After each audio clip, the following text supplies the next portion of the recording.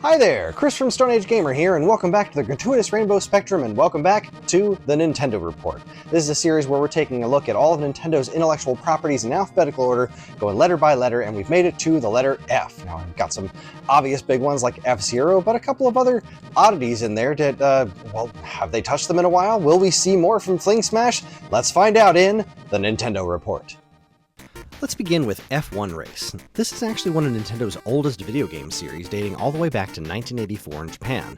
Its first entry was pretty darn impressive for its day, having been developed by HAL Laboratories, and showing off a cool 3D effect that was far ahead of what competing platforms were doing at the time. Its health rating, though, is basically dead. This series chugged along through the 90s on a couple of platforms. The Famicom Disk System got a pair of releases under the Famicom Grand Prix moniker, and here in North America, F1 Race for Game Boy got itself a pretty hefty marketing blitz, coming packed with the Game Boy multiplayer adapter and featuring some wacky congratulatory screens with various Nintendo characters, from Donkey Kong to Pit from Kid Icarus. That was about it, though. Technically, Nintendo published Paradigm's F1 World Grand Prix for the Nintendo 64 in some regions, but that game was entirely unrelated to the F1 Race series. I think Nintendo might be done with this one. Next up we have F-Zero. F-Zero was created as a showpiece for the Super NES's scaling and rotation Mode 7 capabilities, and boy was it a showstopper. F-Zero was a big hit too, with its super cool comic book aesthetic and high-octane racing. It's a game about futuristic hovercraft zipping along in probably awesome tracks where the electrified walls threaten to kill you at any moment. It's a blast, and has more than earned quite the fanbase. As for its health rating, who knows? It's impossible to tell what Nintendo really wants out of F-Zero these days.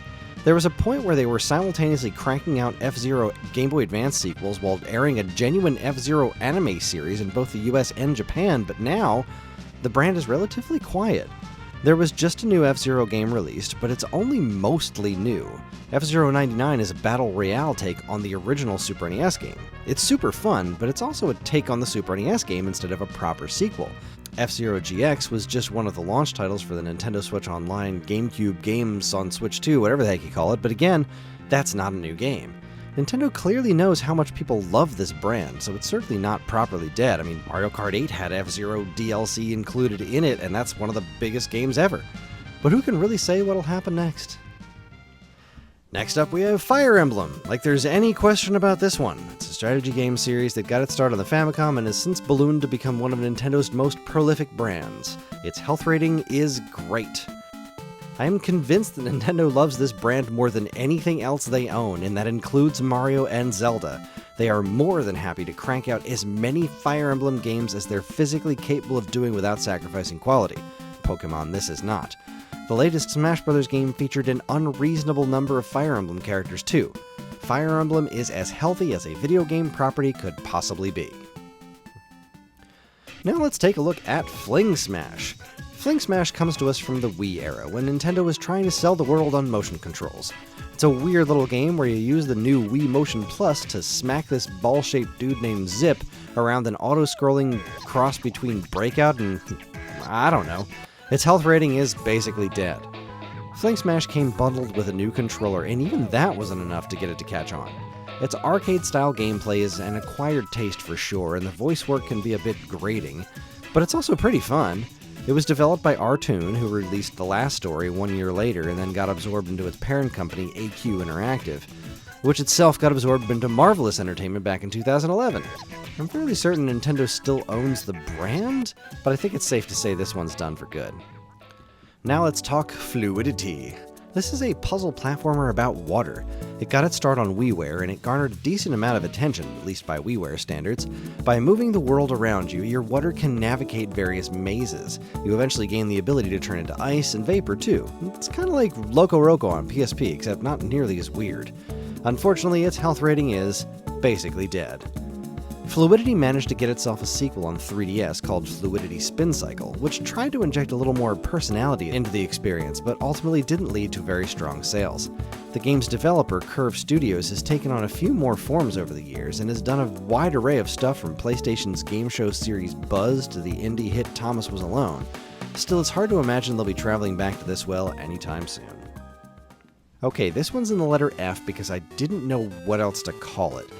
Please forgive my pronunciation of Kaeru no Tame ni Kane we Naru, translated I believe into The Frog for Whom the Bell Tolls, is a fascinating little Game Boy game that's sadly never been officially localized into English.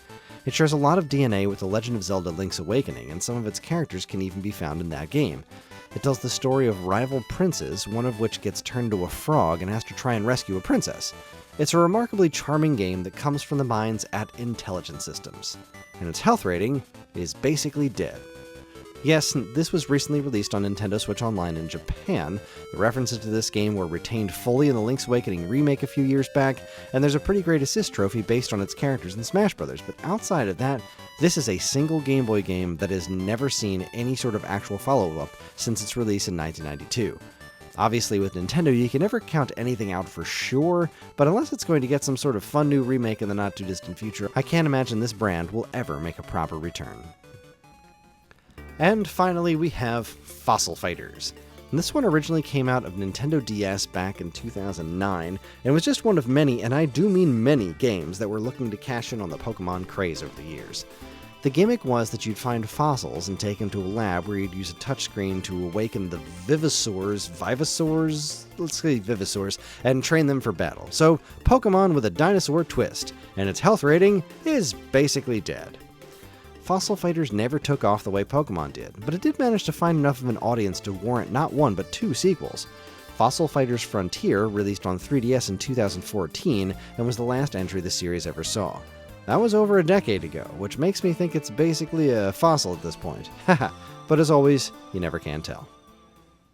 Well, there you have it, folks. That's the letter F in the Nintendo report, and obviously Fire Emblem's doing fine. Obviously FlingSmash, less so, but I think that's okay. We don't really need more FlingSmash in our lives, at least I don't. But anyway, that's everything, so I guess we'll see what's up with the letter G next time. So, thank you very much for watching. If you liked what you saw here today, please follow, comment, like, subscribe, share, and let us know which F titles that Nintendo has produced over the years do you wish that we'd see more of? Did I forget an F title that somehow slipped through the cracks? I'm not perfect. These things happen all the time. Anyway, thanks again for watching. On behalf of all of us here at Stone Age Gamer, keep playing games.